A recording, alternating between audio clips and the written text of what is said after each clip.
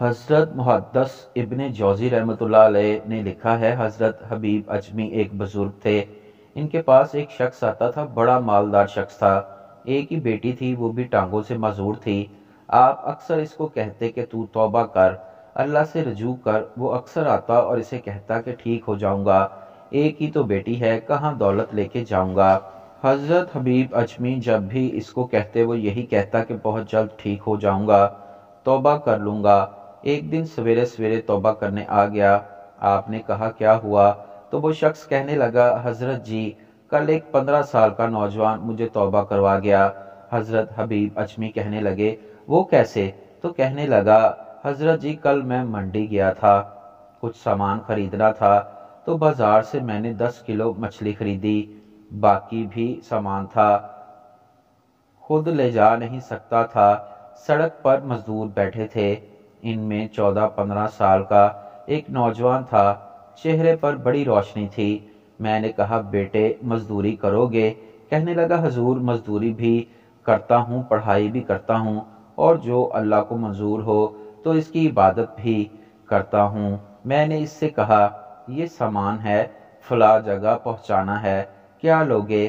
कहने लगा, 3 दिनार लूंगा। सौदा तय हो गया। इसने सामान उठा लिया। कहीं रास्ते में जोहर का वक्त हो गया। कहने लगा, चचा अगर इजाजत हो तो नमाज पढ़ लूं। सामान फट्टे पर रखकर वो नमाज पढ़ने लगा। अब बाकी लोग देर से आए, वो बच्चा जल्दी आ गया। मैंने कहा, बेटे आप जल्दी आ गए।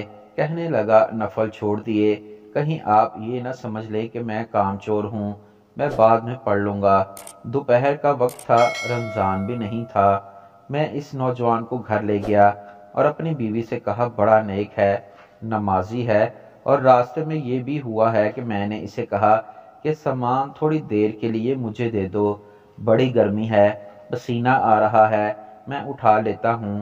कहने लगा, नहीं चचा, हलाल रिज़्क कमाता हूँ, अगर सामान आप उठाएंगे तो मैं 3 दिनार पूरे नहीं लूंगा, फिर पैसे कम करूंगा। मैंने तय किया तो उठाऊंगा।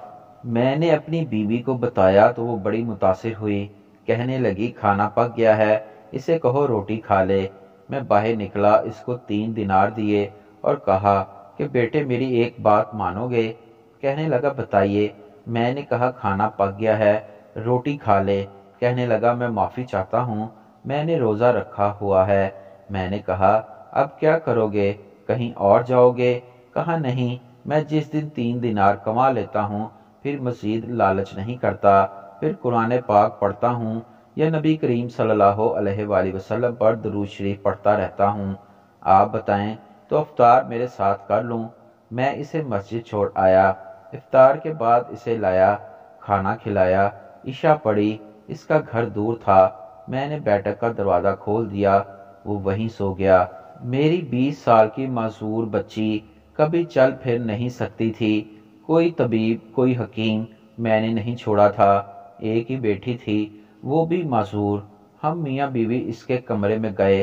कहा, बेटी एक नौजवान है, बड़ा परहेजगार है, नेक है, आज हमारे घर आया हुआ है।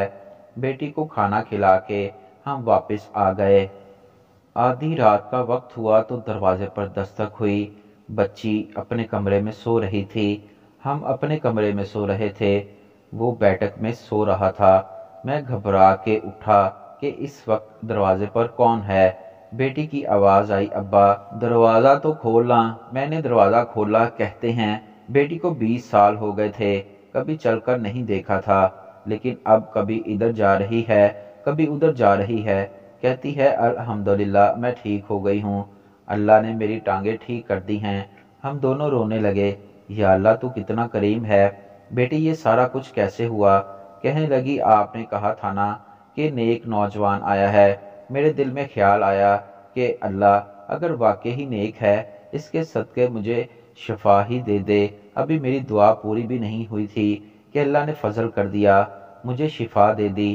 कहते हैं, हम दौड़ के इसके कमरे में गए, दरवाजे पर हाथ रखा तो वो पहले खुला था। एक खत छोड़ गया था, लिखा था, अगर तुम लोगों को मुझसे मोहब्बत हो गई है तो मेरे पीछे ना दौड़ना, इस रब की बारगाह में झुकना जिस रब ने मेरे ऊपर भी फजल किया और तुम्हारे ऊपर भी।